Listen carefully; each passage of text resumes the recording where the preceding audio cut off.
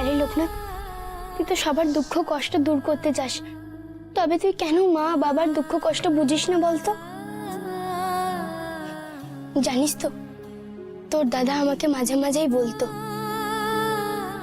বাবার বয়স বাড়ছে, বাবাকে আর বেশি কাজ করতে দেবে না, এবার থেকে পুজোর সব দায়িত্ব নিজেই নেবে, দরকার হলে যজমানি বাড়াবে, হাতে দুটো পয়সা এলে মাকে একটা সোনার হার করে দেবে, তার সঙ্গে আমাকেও।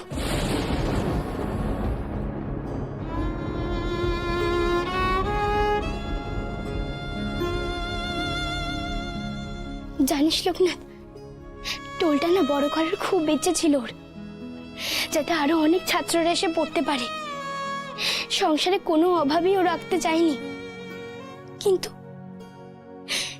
কিছুই তো হলো না। ভাবনাগুলো পেকে ওঠার আগে ঠাকুর তাকে ডেকে নিল। যে কাজগুলো ও করতে চেয়েছিল সেগুলো কি আমরা এখনো করতে পারি না বল? আমরা সবাই মিলে যদি উঠে পড়ে লাগি তাহলে কি সংসারের আর এই অবস্থা থাকে? তুই বল।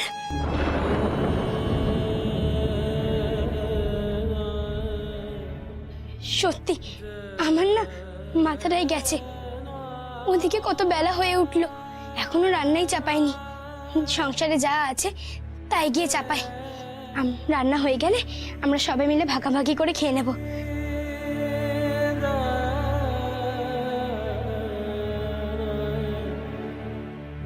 ওইটুকু চালে আর কত ভাগাভাগি করে খাবে অন্য দিদি? বাবার বয়স বাড়ছে, আর পারছে না, ওদিকে ওদিকে আমার দাদাও নেই, সত্যি তো মা কতদিন সামলাবে?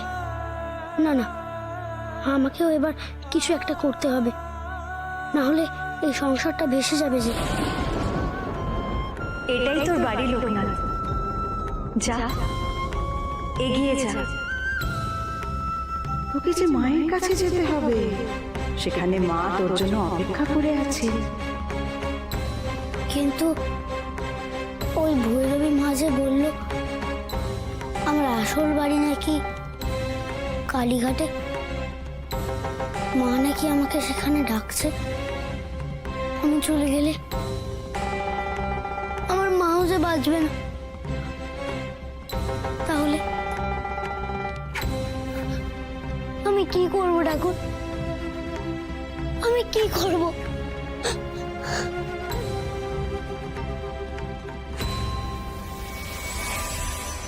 কি ব্যাপার, আমাদের পুজো হয়ে গেল অথচ শাকের আওয়াজ শুনতে পেলাম না?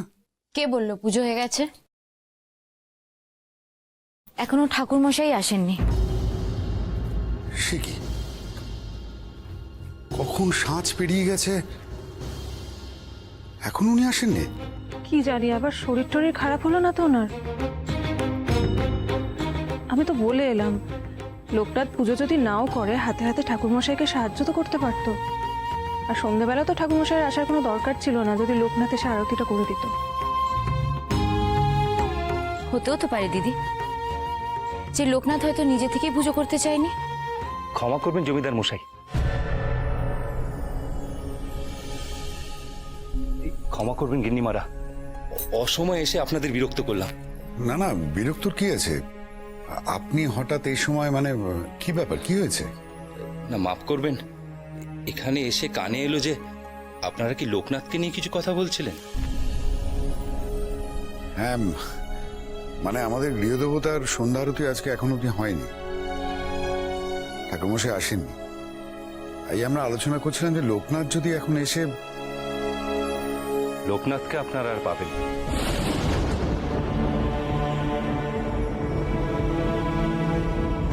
পাবো না মানে কি বলছেন আপনি? কি হয়েছে লোকনাথের? এখনো বিশেষ কিছু হয়নি, তবে বড় কিছু একটা ঘটতে চলেছে, তারই তোড়জোড় চলছে। বলরাম ঠাকুর, হেয়ালি না করে স্পষ্ট করে বলুন কি হয়েছে। হেয়ালি করছি না জমিদার মশাই, লোকনাথের যে সংসারে চিরকালই মন কম সে আমরা সকলেই জানি, তাই নিয়ে ওদের সংসারে তো কম আগুন জ্বলেনি, কিন্তু সেই আগুনে ঘি দিতে আরেকজন এসে গেছে। কে? কে আবার এলো গায়ে? আগে একজন ভৈরবী মা, তিনি নিজেকে অম্বিকা বলেন। তার যে আসলে ছেলে ধরা কাজ তা আজই জানলাম। কি ছেলে ধরা? আগে কি নিমা, আচার্যদেব ওনাকে নিজের কুঠিরে আশ্রয় দিয়েছেন, আর সেখানে বসেই তিনি সারাদিন ফোন দিয়ে আসছেন কি করে গ্রামের ছোট ছোট বাচ্চাদের ধরে নিয়ে যাওয়া যায়। আমার বেনিকেও আজ ধরেছিল। এসব কি বলছেন বলরাম মশাই? আমাদের জমিদারিতে এইসব কাণ্ড কখনোই বরদাস্ত করা যাবে না। সেজন্যই তো এখানে আসা কিন্তু কিছু একটা ব্যবস্থা করুন। বেনিকে নিয়ে আমার খুব ভয় হচ্ছে। বেনির মুখে শুনলাম লোকনাথকে সে লোভ দেখিয়েছে, তাকে নিয়ে কোন দূর দেশে নিয়ে যাবে, বেনিকেও সঙ্গে নিয়ে যাবে। এই কথা শোনার পর তো সাবিত্রী দু চোখের পাতা এক করতে পারছেন। আমার মন বলছে ইনি তরিতা মায়ের মতো আবার কেউ নয় তো? কি আবার অনর্থ ঘটাবেন? চুপ হয়ে যাচ্ছে। দাঁড়ান দাঁড়ান, আপনি শান্ত হন বললাম তো। আপনি বললেন না যে উনি আচার্যি ঠাকুর মশাইয়ের বাড়িতে আশ্রয় নিয়েছেন? তাহলে এত চিন্তা করার কি আছে? কি বলছেন আপনি? লোকনাথ আর বেনিকে নিয়ে উনি কোথায় চলে যাবেন বলছেন? বলি আপনার তাতে চিন্তা হচ্ছে না? না ছোট, চিন্তা এই কারণেই হচ্ছে না, স্বয়ং আচার্যদেব ওনাকে আশ্রয় দিয়েছেন। তোমরা একটা জিনিস সবাই মনে করে দেখো, আচার্যদেব কিন্তু তরিতাকে আশ্রয় দেয়নি, কারণ উনি জানতেন যে ওই তরিতার খারাপ উদ্দেশ্য ছিল। কিন্তু এই অম্বিকা মাকে যখন উনি নিজের কুটিরে আশ্রয় দিয়েছেন, আমার মনে হয় তোমরা সবাই নিশ্চিন্তে থাকতে পারো। কোনোরকম ক্ষতির আশঙ্কা দেখলে আচার্যদেব আগেই ব্যবস্থা নেবেন। তবে যে অম্বিকা মা লোকনাথকে দূরে কোনো মন্দিরে নিয়ে যেতে চাইছে? বলরাম ঠাকুর, লোকনাথকে একদিন সংসারের মায়া ছাড়তেই হবে, আর এই কথাটা আচার্যদেব সবার আগে আমাদের জানিয়েছিলেন। বিধির বিধান, তা খণ্ডাবেন কেমন করে?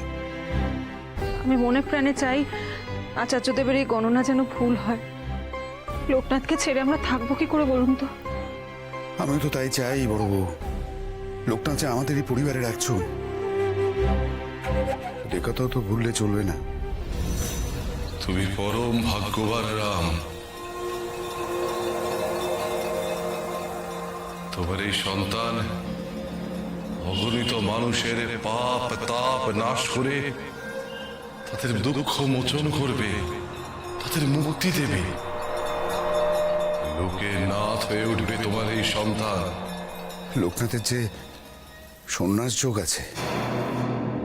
বেশ, দেখুন লোকনাথের বিধিলিপি নিয়ে আমি একদমই চিন্তিত নই, কিন্তু বেনির বিধিলিপির সঙ্গে যদি লোকনাথকে কেউ জুড়ে দেয়, বাবা হিসাবে আমি ছেড়ে দেব। এই কথা আমি বলে গেলাম।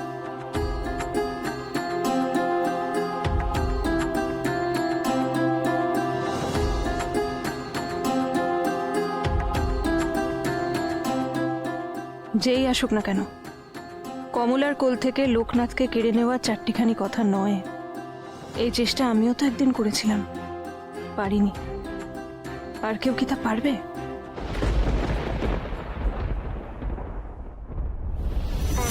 হে ঈশ্বর, আমার ছেলেগুলোকে তুমি রক্ষা করো। আমার ছেলেগুলোর উপরে বড্ড কুনজর পড়ছে ঠাকুর। দেখো ওরা যাতে ভালো থাকে, সুস্থ থাকে।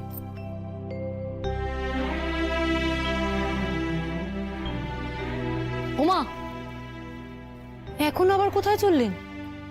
তো যাই গো, জমিদার বাড়ির সন্ধ্যা আরতিটা সেরে আসি। ও, তো যাচ্ছেন যখন তখন শিবকে সঙ্গে নিয়ে যান না। কিন্তু ওনারা তো লোকনাথকে সঙ্গে নিয়ে যেতে বলেছেন গো। না না, যে যাই বলুক, আমি লোকনাথকে আর বাড়ির বাইরে একদম যেতে দেব না। আপনি দাঁড়ান। শিব, এই শিব, শোন এদিকে। হ্যাঁ মা? বলি সকাল থেকে তো অনেক কাঁচু মাচু মুখ করে দাঁড়িয়েছিলি, যা না এখন। বাবা যাচ্ছেন জমিদার বাড়িতে, বাবার সঙ্গে গিয়ে পুজোটা সেরে আয়, যা। মা, আমার পুজো করতে ভালো লাগে না। তা কি ভালো লাগে তোমার শুনি? আমি পড়াশোনা করে বড়ম কাকার মতন ব্যবসা করব। কি করবি? ব্যবসা। শুনুন, আপনার ছেলের কথা শুনুন, ও নাকি ব্যবসা করবে। বলি, ব্যবসা করতে যে কত টাকার দরকার হয় সে খেয়াল আছে তো? হ্যাঁ, তুই জানিস সেটা? তো দাদাকে দেখিসনি কি সুন্দর বাবার হাতে হাত লাগিয়ে পুজো করতো? তাতে তো 2 টাকা ঘরে আসে। শিব, দাদা সব দায় আমাকেই কেন নিতে হবে? ঘরে গৌরীও তো আছে, ওকে বলো না। তোমরা চিন্তা করো না, দাদার দায় আমি নেব। আকাশের কোণে মেঘ সরে যায়, আকাশের কোণে মেঘ সরে যায়, জাগলে চন্দ্রশেখর। চলো বাবা, আমি তোমার সাথে পুজোর কাজে যাব। নবীনের জটা কিশোর, ধন্য জগৎ, ধন্য মানব, ধন্য অষ্টমী রাত, হরিহর আসে নবকলে ভরে হতে জগতের নাথ। ধন্য জগৎ, ধন্য মানব, ধন্য অষ্টমী রাত, হরিহর আসে নবকলে ভরে হতে জগতের নাথ, হতে জগতের নাথ, হতে জগতের নাথ। তুমি দেখো ঠাকুর, এভাবেই যেন আমার ছেলের মন সংসারে ফিরে। তারপর আমিও দেখব কে আমার ছেলেকে আমার কাছ থেকে কেড়ে নেয়।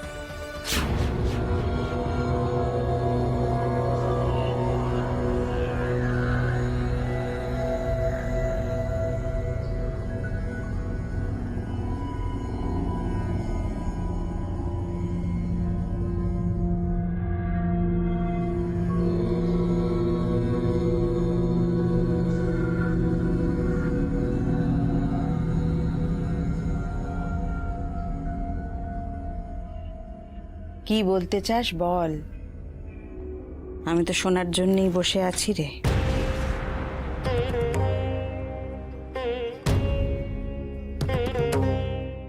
আপনি কিভাবে জানলেন মা? তোর বর আমাকে মা বলে, জানিস তো? আমি এও জানি তুই কি বলতে এসেছিস। মায়ের বুকে কষ্ট চাপিয়ে কি ঈশ্বরকে পাওয়া যায় মা? মায়ের চোখের জলে কি ঈশ্বর শান্ত হবেন? অবাক হচ্ছি রে, তোকে দেখে আমি অবাক হচ্ছি। তুই তো সাধকের অর্ধেক, আর 5 জনের মতো তো নোস। তবে তুই কেন এত উতলা হচ্ছিস? কিন্তু মা, যে সন্তান আর কোনোদিন মায়ের কাছে ফিরে আসবে না, মায়ের কোলে ফিরে আসবে না, তার জন্য মায়ের চোখ দিয়ে কেন আনন্দাশ্রু বইবে? সত্যিটাকে মানতে পারছিস না কেন বলতো? আর যে ছেলেকে কমলা এত করে পেতে চাইছে, কাল যে জগৎ সংসার তাকে পেতে চাইবে, তখন কোন দিকের টান বেশি হবে বলতো? আমি বুঝতে পারছি মা, কিন্তু আপনি যাই বলুন, আমি তো ওনাকেও দেখছি। কমলাকে কিভাবে শান্ত করবে, কিভাবে কমলাকে বোঝাবে, এই চিন্তাতেই উনি সারা হয়ে আছেন। সে তো ভগবান পথ ভুলিয়েছিল বলে, তবে এখন আর সে চিন্তা নেই। নিজের পথ সে নিজেই দেখতে পেয়েছে। একটা কথা জেনে রাখ, লোকনাথ এখনো বালক, তার মনে এখনো অনেক দ্বন্দ্ব। সেই দ্বন্দ্বের সঙ্গে লড়তে লড়তে লোকনাথ একদিন ঠিক দিশা পেয়ে যাবে। অবশ্য আগুনে না পুড়লে কি সোনা পাকা হয়? ভুলে যাস না শ্রী চৈতন্যর কথা, জগৎ সংসারে আটকে থাকলে সে কি আলোর দিশা পেত? তাকেও তো তার মা আষ্টে পৃষ্ঠে সংসারে বাঁধতে চেয়েছিল, বিয়েও দিয়েছিল, কিন্তু পারেনি তো। ওরে, যা যাওয়ার জন্য তৈরি হয়েছে তাকে তো প্রকৃতিই বানিয়েছে। প্রকৃতির ওপর কি কোনো জোর খাটে রে? কিন্তু সময় তো হয়ে গেল, সে বেটা এখন এলো না কেন? কোথায় গেল সে? না বড়, সত্যি খুব চিন্তা হচ্ছে। বুঝি যে সত্যি শরীর টরীর খারাপ হলো না তো? আপনার ঠাকুরমশাই চিন্তা হচ্ছে, আর আমি ভাবছি যে আজ আমার গোপাল ঠাকুরের পুজো হবে কিনা। পুজো হবে গো, আমি তো এসেছি গোপাল ঠাকুরের পুজো করব বলে। এসো এসো এসো বাবা, এসো। আমরা তো তোমার কথাই ভাবছিলাম। তোমাদের দেরি হচ্ছে দেখে ভাবলাম তোমাদের বাড়িতে লোক পাঠাই। শুনলাম তোমার বাবার শরীরটা ঠিক ভালো নেই।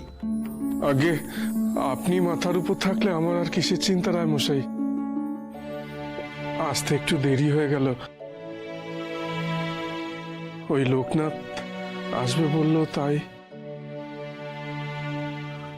ঠাকুরমশাই, মনে কোনো দ্বিধা রাখবেন না। দেরি করে হলেও যদি কাজটা সুষ্ঠু মতে হয় তাতে আবার চিন্তা কিসের?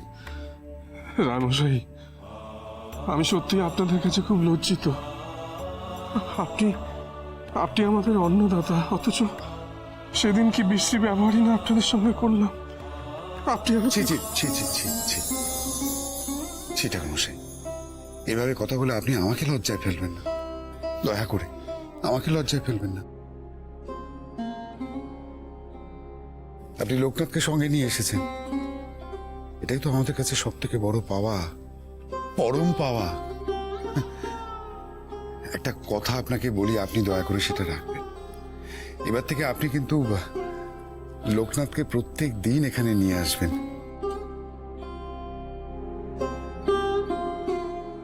আমি কিন্তু আপনার কোনো কথা শুনবো না।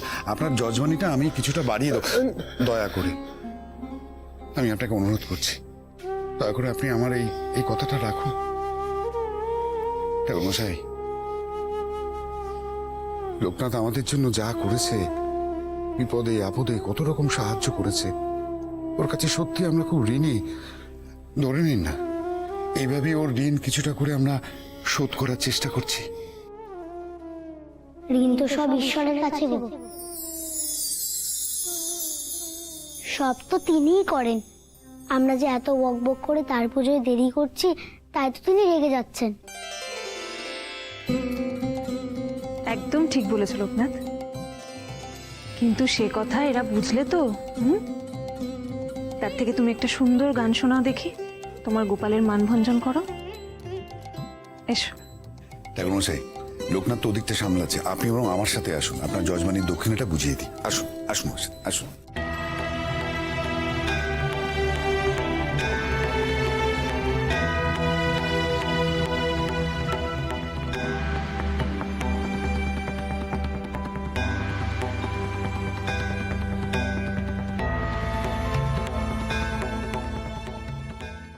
কি হলো লোকনাথ, দাঁড়িয়ে পড়লে যে?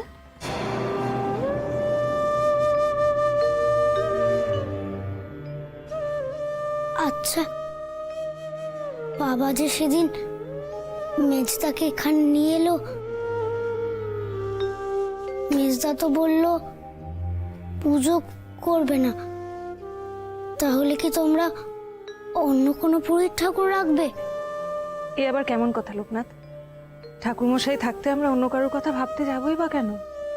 না, আমি বলছিলাম বাবার তো শরীর ভালো নেই, বেশি দিন পুজোও করতে পারবে না, তখন কি হবে?